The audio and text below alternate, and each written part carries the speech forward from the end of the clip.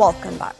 President Abdel Fattah el-Sisi announced that Egypt, on the behalf of the African continent, is looking forward to hosting the 2022 UN Climate Change Conference.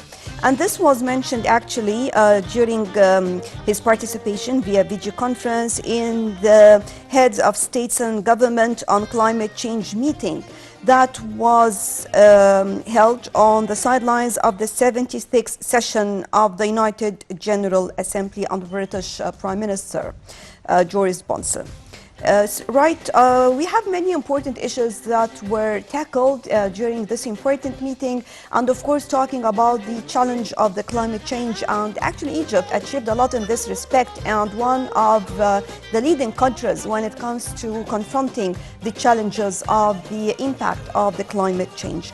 In the studio here we have with us live Ms. Amira, journalist at the Egyptian Gazette. So first of all, I would like you to tell us more about the importance of having or hosting this important event on in 2022. Look, now we have to admit the climate change is the greatest challenge facing humanity now. It threatens people with food insecurity, water scarcity, droughts, floods. So there are many impacts of climate change that now is posing a serious threat to humanity. And we have seen recently that many wildfires took place in several parts of the world. So now it has become like a terrifying reality. And this requires a collective action toward this issue. And actually holding such conference in Egypt is of a great significance, because this conference brings together senior officials, specialists, experts from across the world to discuss the impact of climate change and how to deal with this challenge on global level.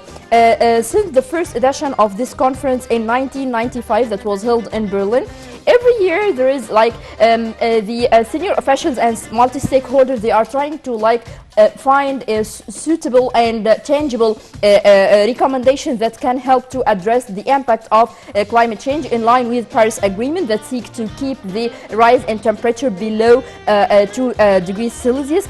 So, and also within the framework of the United Nations Framework Convention on Climate Change. So, giving the chance to Egypt to host this conference is of a great significance, especially that Africa is the most vulnerable to the impacts of climate change. Though Africa is the most vulnerable, it is the least equipped to cope. So it needs more support from other countries, from developed countries, to help the African countries to cope up with we can say, the numerous impacts of climate change. Yeah. If I'm talking about the role of the developer countries and working on this, also talking about how do you see their performance so far and what do they need to do? Here I'd like to refer to the speech of President Abdel Fattah el-Sisi, as you mentioned, in the conference of heads of state and government on climate change. He said that the developed countries should bear the responsibilities in curbing and reducing the emissions of greenhouse gases. And also he said that now combining efforts to deal with these challenges has become inevitable. We have seen also President Sisi stressed the paramount importance of finding more active mechanisms for climate financing. We have seen that the developed countries, they pledged that they will jointly mobilize $100 billion annually for developing countries, so they can take more measures to address the climate change. But they are still couldn't provide this amount of money. And also President Sisi referred to this issue. He said that there should be more active mechanism to finance green actions in order to face the impact of climate change. Though the most of greenhouse emissions, they are released by the developed countries, so they have more responsibility towards developing countries, who are, especially that now in the wake of COVID-19, the developing countries, they are grappling with the economic ramifications of this pandemic. So this is required a collective action and more support to developing countries. If we're talking about water and the aggression on the international water borders among countries, is this going to be included in this conference? Yes, definitely, especially that President Sisi said that the unilateral action by building dams on rivers, it exacerbates the impact of climate change. So this is one of the key points that the President Abdel Fattah el-Sisi highlighted in his speech. So I think that definitely water scarcity and also the international law NGOs that monitor and regulate the transboundary water cooperation. It will be one of the key topics that will be discussed in COP27. I think this November, COP26, it will be held in UK, and I think also climate financing will be one of the top topics that will be discussed, especially that yesterday the British Prime Minister Boris Johnson said that not all the targets of the climate finance will be met in this edition of the conference. So I think that the upcoming edition will be vital, especially that the US withdrew from Paris Agreement during the rule of Trump, but now it has rejoined this agreement. So there will be more eyes on the contributions of the US as a major power and how to deal with the climate change. Yeah. How do you see the contribution and the cooperation among African countries on the other side? Yeah, if you are talking about Egypt is now like giving a top priority for this issue. It is not talking about the internal affairs or the climate change in Egypt. It also, as President Sisi stressed, that Africa is the most vulnerable to the Actually, whenever we talk, usually we talk about all the neighbor countries, about the continent itself. Yeah, we always deal with such issues from a broader and holistic perspective. And President Sisi already said that Africa is now like the most vulnerable for the impact of climate change. So we need like now Africa is vulnerable for like land degradation, droughts, water scarcity, food insecurity. So this we need like urgent actions in order to address the impact of climate change. And if we before we proceed, how can the developer countries work on this part in particular? Definitely low carbon technology and low carbon infrastructure, it requires a hefty cost. So definitely supporting and financing the climate project is very important, and it is the responsibility of developed countries. We also have a responsibility in curbing the emissions of greenhouse gases in order to help the whole world overcome or curb the impact of climate change. So definitely they have a huge responsibility. And if we are talking about Egypt's partnership with international community, yesterday we have seen that there are intensive consultations between the Egyptian government and the World Bank Group in order to launch a report on climate and development. Yesterday, Minister of International Cooperation, Dr. Rania El Mashat, stressed that there is a strategic partnership between Egypt and the World Bank Group in order to find we can say a tangible and practical strategy in order to assess and evaluate the impact of climate change and how to deal with it with the participation of many stakeholders. Also, Environment Minister Yasmin Fouad said that it's very important to deal with this issue from a broader perspective, because it's not now an environmental challenge, it is a developmental challenge. So there is a need to harmonize the visions of multi-stakeholders in order to reach a comprehensive vision and a strategy to face such a challenge. Talking also about awareness among people. Nowadays we can see everyone is talking about climate change. And everyone is talking about how he can work on his own just to support and help in this respect as well. Yeah, definitely.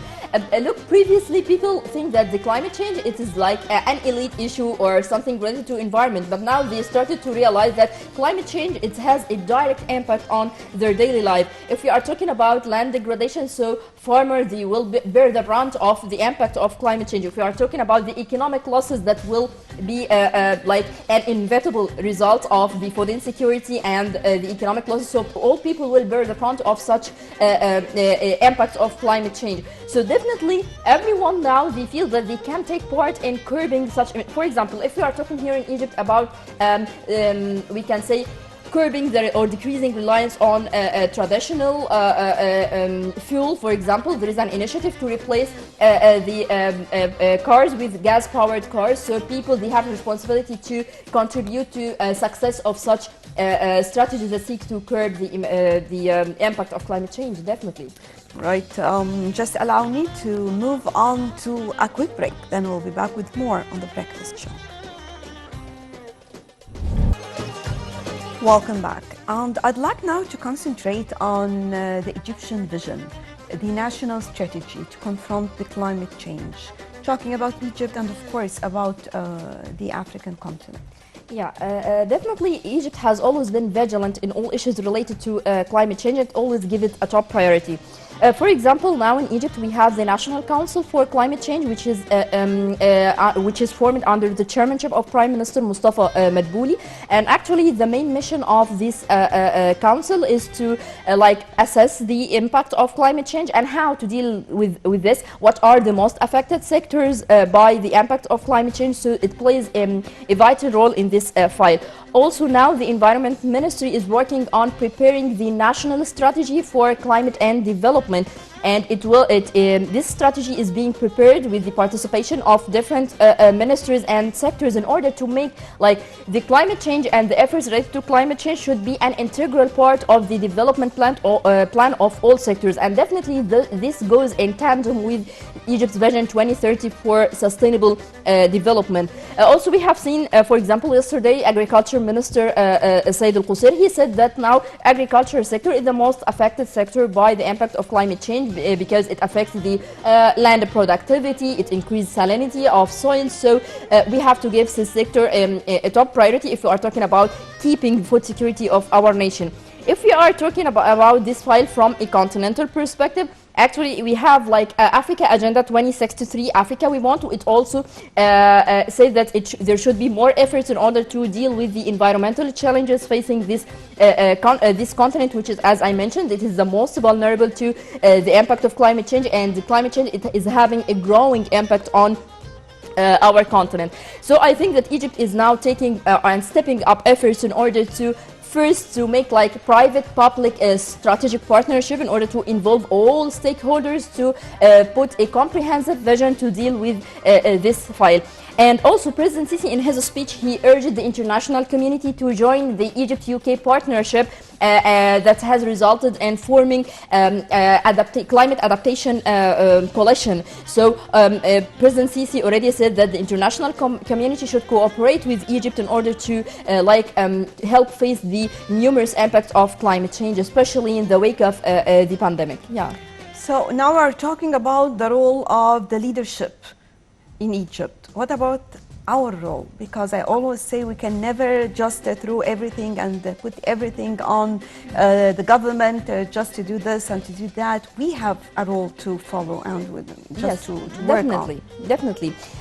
First, now we have seen that now many awareness campaigns that seek to raise public awareness of the impact of climate change, that everyone has a responsibility to curb the impact of climate change. And I think now the climate change has been part of school curriculum. I was just going to tell you this. Okay. I like the fact that the kids now are talking about climate change, about pollution, about ecotourism. Well, definitely this is also another important part. Yeah, definitely. Younger generation, they should understand that now climate change is not like a minor challenge. No, it is the greatest challenge facing humanity, according to the UN report, the World Health Organization.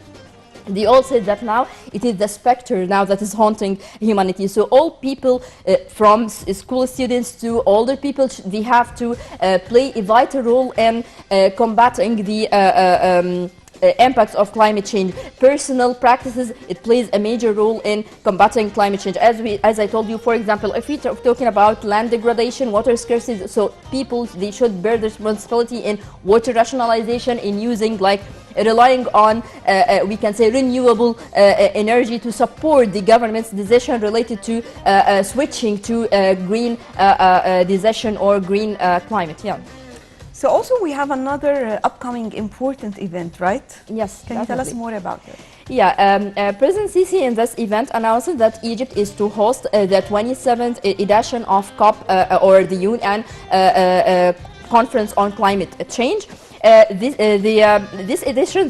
year's edition is gonna be held in UK, so we have to build on the recommendations and decisions that will be released after this conference. But actually this reflects the seriousness of the political leadership here in Egypt to give a top priority to environmental issues in general and climate change in particular. And actually, President Sisi stressed several times that now combating climate change is not an option. It has become inevitable. So bringing the decision makers and specialists from across the world, it helps to share visions and experience and concerns as well, and how to deal with these challenges. It's very important also to reach like tangible effects, because President Sisi said that what's more important is to reach tangible effects after such conferences.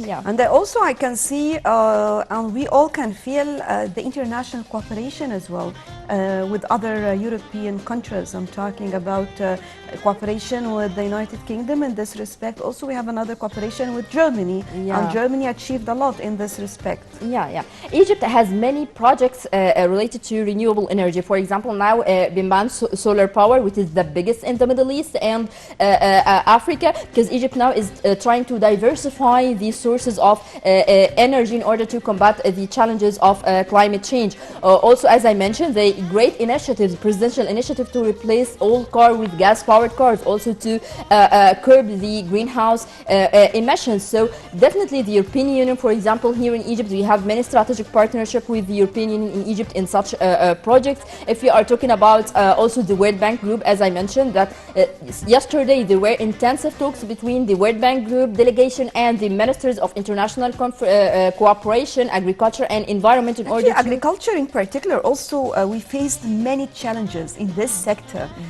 just as an impact of the climate change, and everyone felt it.